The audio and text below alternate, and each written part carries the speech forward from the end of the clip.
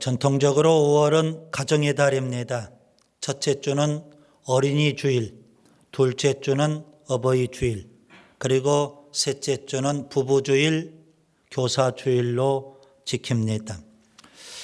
5월 가정의 달을 맞이하면 교회에 오는 것이 부담스러우신 분들이 분명히 있습니다. 예를 들면 이혼하신 분, 그리고 또 사별하신 분, 결혼하지 않고 독신으로 사시는 분, 이런 분들은 5월만 되면 좀 부담스러울 겁니다. 5월 가정의 달이기 때문에 가정에 대한 설교 할 수밖에 없지 않습니까? 그런 설교 듣는 것이 마음에 부담이 될 거고요.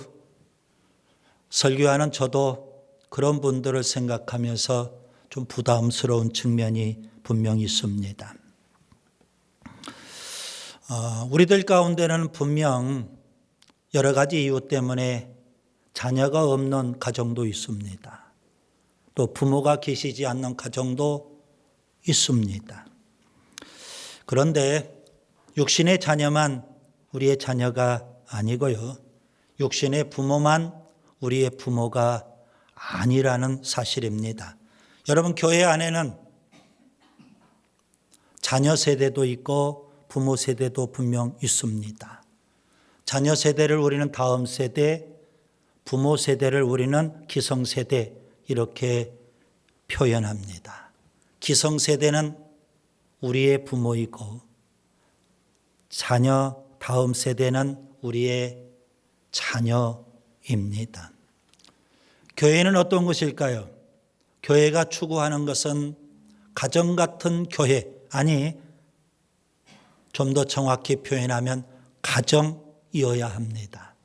그렇기 때문에 교회는 예수님의 피를 나눈 한 가족, 한 가정인 겁니다.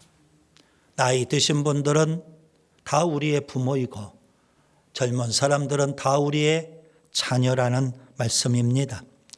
그래서 좀 더 부담스럽겠지만 마음을 열고 5월 가정의 달을 보내면서 오늘 말씀도 대하면 좋겠습니다. 구약 성경에 보면 부모를 잘 섬겼던 효도하는 사람들 있습니다. 대표적으로 남자로는 요셉을 꼽을 수 있고 여자로는 룻을 꼽을 수 있습니다. 요셉, 그는 어려서 형들로부터 미움을 받고 애굽의 노예로 팔려갔죠. 천신만고 끝에 성공합니다. 애굽의 총리가 된 이후, 성공한 이후 그는 아버지를 초청합니다. 그리고 형제들을 다 초청합니다. 극진히 대접하고 섬깁니다. 아버지 돌아가실 때까지 아주 편안하게 사실 수 있도록 그렇게 봉양을 다 했던 겁니다. 룻을 잘 아시죠? 모압 여인입니다. 남편과 사별하고요. 시어머니와 삽니다. 시어머니 나오미는 이제 네 갈 길 가라 그렇게 권면함에도 불구하고 시어머니 따라서 이스라엘로 옵니다. 그리고 극진히 시어머니를 섬깁니다. 내 어머니로 여기고 심지어 그는 개종을 해요. 하나님을 잘 섬겨요. 결국 다윗의 족보에 이름이 오를 정도였습니다. 이렇게 부모를 잘 섬기는 효도하는 자녀도 있지만 불효하는 경우도 많이 있습니다. 창세기 9장에 보면 노아의 아들 가운데 함이 있습니다. 노아가 스트레스를 많이 받았어요. 노아의 홍수 심판 이후 포도주에 취해서 하체를 드러낼 그런 경우가 있었습니다.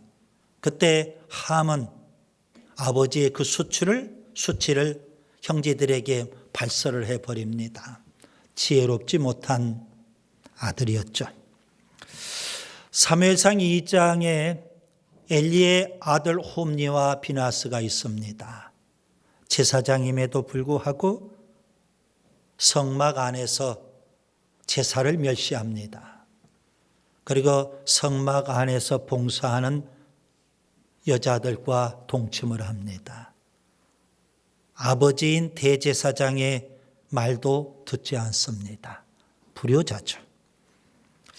사무엘하 13장에 다윗의 아들 압살롬이 있습니다. 참 똑똑한 아들이고 잘난 아들입니다. 다윗 왕이 주목할 정도 그런 아들이었거든요. 그런데 그 아들이 자꾸 삐뚤어집니다. 형제인 암논을 살해하고요. 아버지 다윗에게 반기를 들고 반역을 일으킵니다. 그리고 아버지의 후궁을 겁탈해 버립니다. 불효자죠. 예수님은 바리새인의 전통 가운데 고르반 제조를 비난하신 적이 있습니다. 마가복음 7장 11절에 고르반이라는 단어가 나옵니다. 하나님께 드렸다, 그런 의미인데요. 바리새인들은 유대인들에게 이렇게 가르쳤습니다. 하나님도 섬기고 부모도 섬기고 그래야 되는데 하나님을 섬기고 하나님께 드리고 그리고 부모를 섬길 때는 고르반, 그렇게 하면서 부모를 섬기지 않아도 된다, 이렇게 가르쳤던 겁니다. 일종의 불효를 제도화해버린 그런 잘못을 저지르게 된 거죠. 그래서 주님은 그것을 신랄하게 비난하셨습니다. 실제 있었던 사건입니다. 경기도 하남에서 어떤 부부가 철물점을 경영했습니다. 어느 날 아침 일찍 철물점 문을 열려고 하는데 철물점 앞에 갓난아이가 버려져 있습니다. 이 부부는 자녀가 없거든요. 그래서 하나님이 주신 자녀 선물로 여기고 친아들처럼 아주 지극정성으로 그렇게 양육을 했습니다. 그렇게 30년 세월이 흘렀네요. 그 아들이 장성을 해서 결혼하게 됐습니다. 어머니는 그 아들이 잘 살 수 있도록 연립주택도 하나 마련해 줄 정도로 끝까지 잘 그렇게 보살펴 주고 양육을 하는 겁니다. 그런데 그 아들이 사업하다가 부도가 났어요. 게다가 도박에 빠졌네요. 경마에 돈을 다 탕진해 버립니다. 어머니에게 와서 손을 벌립니다. 어머니는 그런 아들 위해서 가진 것 자꾸 도와줍니다. 아들이 또 손을 벌립니다. 또 도와줍니다. 그렇게 여러 번 하다가 결국 어머니 마음에 결심을 합니다. 내가 이렇게 끝없이 도와주다가는 아들 인생 망치겠다. 그리고 우리 집안 망하겠다. 그래서 마음속에 결심을 합니다. 더 이상 이제 도와주면 안 되겠다. 이 아들에게는 유산을 조금 물려주고 남은 재산은 어려운 사람들을 위해서 사회에 기부해야 되겠다. 그렇게 마음을 먹었습니다. 그 어머니의 마음을 알고 이 아들이 어느 날 어머니를 청부 살해해 버립니다. 그리고 그 재산을 상속받습니다. 손에 쥔 돈이 20억. 그런데 그 버릇 어디 가겠습니까? 또 경마에 15억 돈을 탕진해 버립니다. 주변 사람들이 뭔가 이상하잖아요. 그래서 경찰에 신고를 해요. 경찰이 체포해서 조사를 하고 끝내 형무소에 가게 됐어요. 친자식으로 여기고 30년을 그렇게 키워준 부모의 은혜를 망각하고 폐륜을 저질러 버린 겁니다. 먼 나라의 이야기가 아닙니다. 오늘 우리 시대의 이야기, 우리와 가까이 사는 주변의 이야기입니다. 성경은 이렇게 예언하죠. 디모데후서 3장 사도 바울은 말세의 징조 19가지를 가르쳐 줘요. 그 중에 하나가 부모를 거역하며, 마지막 때의 징조입니다. 이번 주 여론조사 결과 하나가 나왔습니다. 효도와 관련해서 설문조사하고 그 결과가 언론에 발표가 됐어요. 부모에게 할 수 있는 최고의 효도는 무엇입니까? 여러분 뭐라고 생각하세요? 이런 답이 나왔어요. 부모에게 할 수 있는 최고의 효도, 첫 번째가요, 아프지 않고 건강한 것, 68.4%입니다. 두 번째는 뭘까요? 안정적인 직장에 다니는 것, 53.1%입니다. 제가 이 설문조사, 여론조사 결과를 보고 조금 충격을 먹었어요. 다 자기들 일이잖아요. 건강하게 사는 것, 안정적인 직장 생활을 하는 것. 그게 효도라고 생각하냐고요? 코로나19로 인해서 지금은 비대면 시대 아닙니까? 그러다 보니까 그 핑계인지는 모르겠지만 효도마저도 소극적인 측면으로 자꾸 변질되어 가고 있더라. 그것을 깨닫게 되고 안타까워하는 겁니다. 가정에서 자녀가 부모에게, 교회에서 다음 세대가 기성세대에게 구체적으로 어떻게 효도해야 할까요? 저는 오늘 본문을 통해서 세 가지를 말씀드립니다. 아주 유명한 본문이고 5월 가정의 달만 되면 매번 이 본문이 등장하지 않습니까? 그렇다면 매년 들었던 설교일 법합니다. 그럼에도 불구하고 오늘 우리가 어떻게 효도해야 할까? 세 가지를 또 말씀드립니다. 첫째, 순종해야 합니다. 본문 1절을 보겠습니다. 자녀들아, 주 안에서 너희 부모에게 순종하라. 이것이 옳으니라. 여러분, 효도는 부모에게 순종하는 것입니다.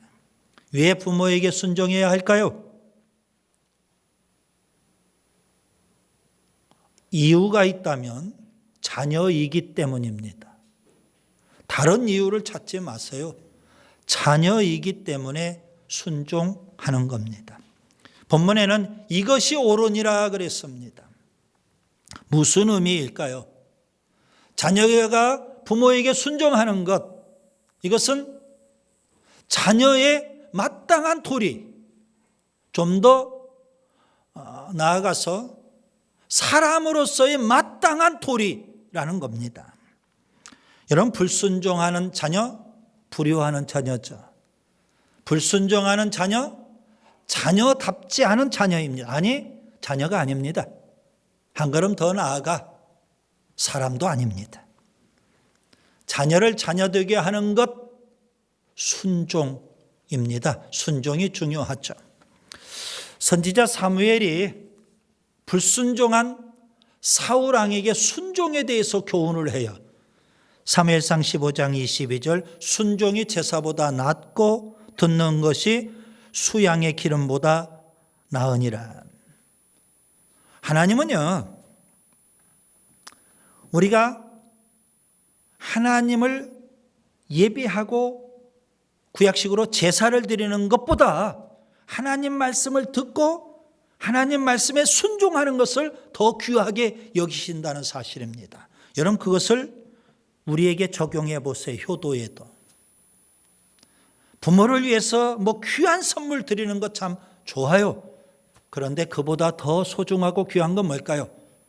부모님 말을 듣고 부모님 뜻에 순종하는 것. 이것이 바로 효도입니다. 예수님을 보세요. 예수님은 어려서 참 가난한 가정에서 자라셨어요. 목수였던 아버지 요셉, 경건한 어머니 마리아 밑에서 예수님은 어린 시절을 보내셨어요. 성경은 그때 예수님의 삶을 딱 한마디로 이렇게 표현합니다. 누가복음 2장 51절 순종하여 받드시더라. 부모님 말씀에 귀를 기울이고 부모님 뜻에 따른다는 거죠. 여러분, 부모에게 효도하는 것은 물질 이전에 순종이 중요합니다. 효도는 다른 거 아니죠. 부모의 마음을 편안하게 해드려야 되고 부모의 마음을 기쁘게 해드리는 겁니다. 불순종하면서 여러분 어떻게 부모의 마음을 편하게 할 수 있고 부모의 마음을 기쁘게 할 수 있겠습니까? 성경은 이렇게 말씀하죠. 잠언 23장 22절 너를 낳은 아비에게 청종하고 잠언 23장 25절 내 부모를 즐겁게 하며 너를 낳은 어미를 기쁘게 하라. 골로새서 3장 20절 자녀들아 모든 일에 부모에게 순종하라. 이는 주 안에서 기쁘게 하는 것이니라.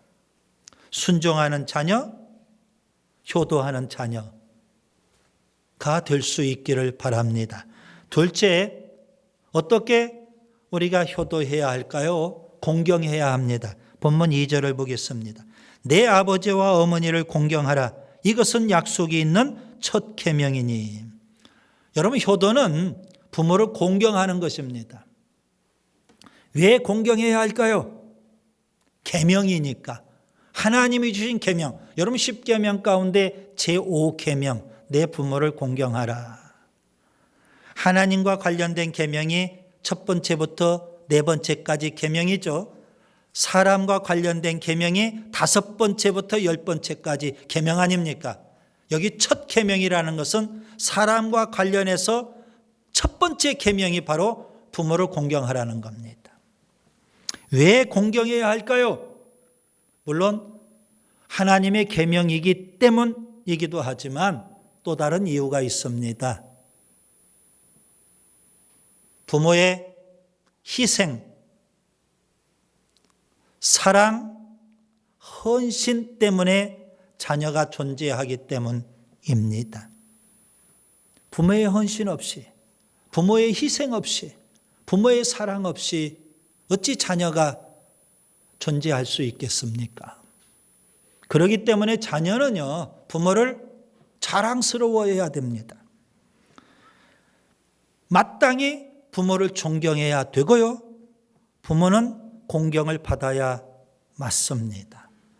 부모가 많이 배우지 못했다 할지라도, 부모가 가진 재산이 많지 않다 할지라도, 부모의 얼굴이 쭈글쭈글 주름살이 깊이 패여 있다 할지라도 그런 조건들 따지지 마시고 부모의 희생, 헌신, 사랑 때문에 우리가 존재하기 때문에 우리는 마땅히 공경해야 되는 겁니다.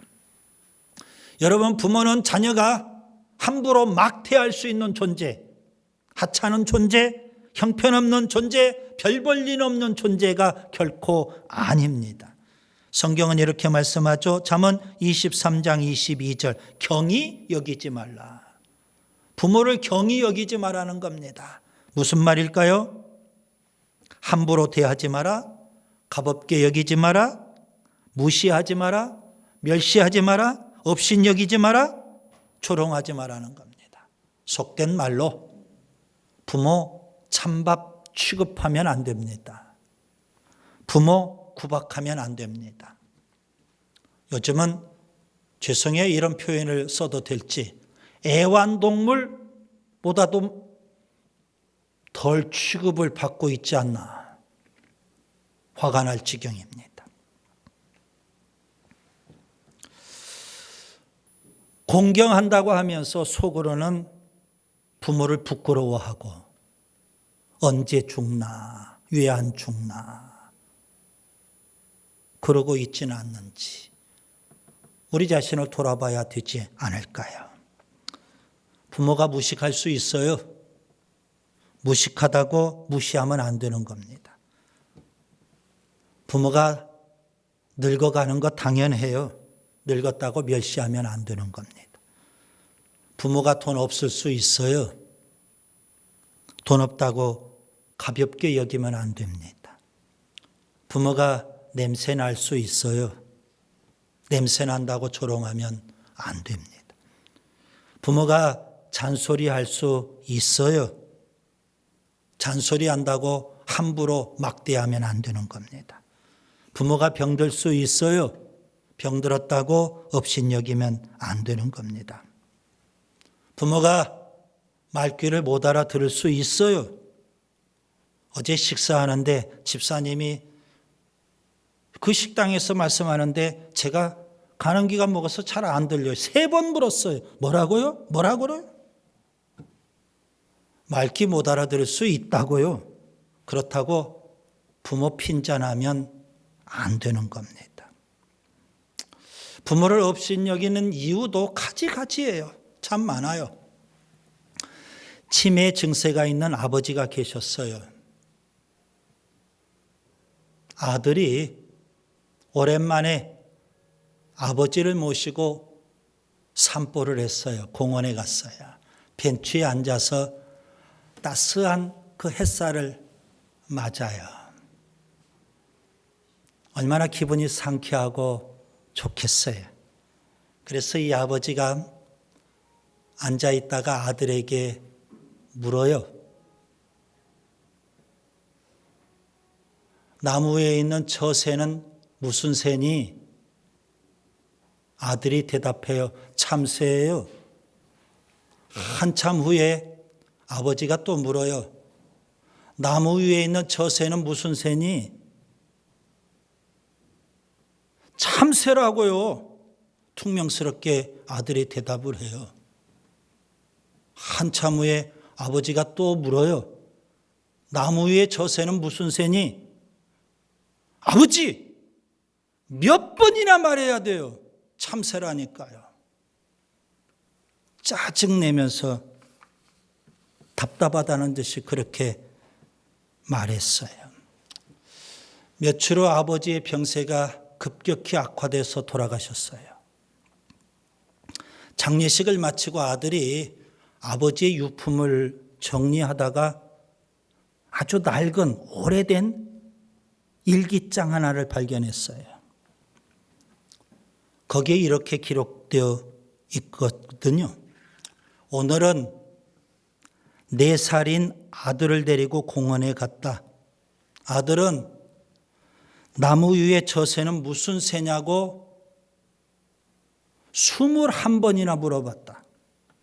나는 21번 대답하면서 너무 행복했다. 부모와 자녀의 차이예요.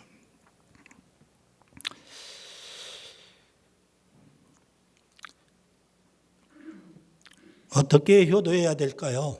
셋째, 경외해야 합니다. 레위기 19장 3절을 보면 너희 각 사람은 부모를 경외하고 나의 안식일을 지키라. 성경은 그렇게 말씀합니다. 원래 경외라는 단어는 하나님께 속한 단어입니다. 하나님께 사용하는 단어예요. 하나님을 경외한다. 그거죠. 그런데 성경은 부모에게도 이 경외라는 단어를 사용하고 있다는 사실입니다. 무슨 의미일까요? 하나님을 경외하듯 부모를 경외하라는 겁니다. 하나님을 섬기듯 부모를 섬기라는 겁니다. 하나님을 공경하듯 부모를 공경하라는 겁니다. 하나님을 대하듯 부모를 대하라는 겁니다. 가정에서 부모는 하나님과 같은 존재입니다. 하나님은 보이지 않는 하나님이죠. 그런데 하나님께서는 친절하게 당신을 보여주셔요. 가정에서 부모거든요.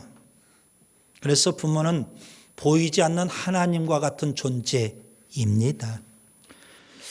하나님은 부모에게 축복권을 주십니다. 출애굽 이후 이스라엘 백성 위에 하나님께서는 제사장을 세우셨어요. 그래서 제사장이 이스라엘 백성을 축복할 수 있도록 축복권을 주셔요.